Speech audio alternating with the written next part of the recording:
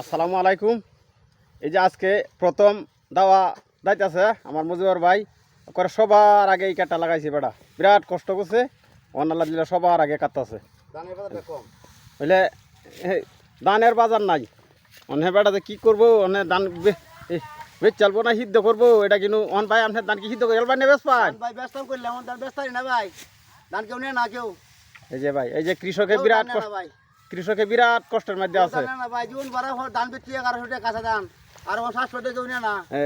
আমরা তো বিয়ে করছি, ঠিক আছে, আমরা এখন কই যাই ভাই, বিরাট কষ্ট। এই যে গৃহস্থী করছুন, অত কষ্ট করিয়া জীবন ভরা কাছুন আপনি কামলা দেওয়া শেষ ওহন নিজে কাটতাছুন, এটা লাগিয়া নাকি কামলা নিজে রাখাতাছি।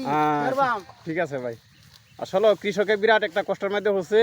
এই যে জীবন ভরা ধান 1000-1100 টাকা কাঁচা ধান বেচছি, কাঁচা ধান বাড়িতে নিছে গা, হ্যাঁ বনা ধরে নিছে গা। আর এবার মেশিনটা কাটলো না ধান, হ্যাঁ ধান কেউ হুদি করে না, বুঝি করে না, বিরাট কষ্টের মধ্যে আছে।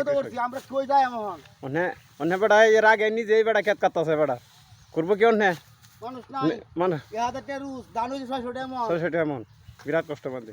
আচ্ছা, এটা একটা বাও হইব, সরকার একটা বাও করবো আল্লাহ দিলে, ধানের দরটা একটু বাড়াইবো, নাহলে তো কৃষকের জীবন বাঁচতো না, আমরা শেষ, কৃষকের জীবন বাঁচতো না।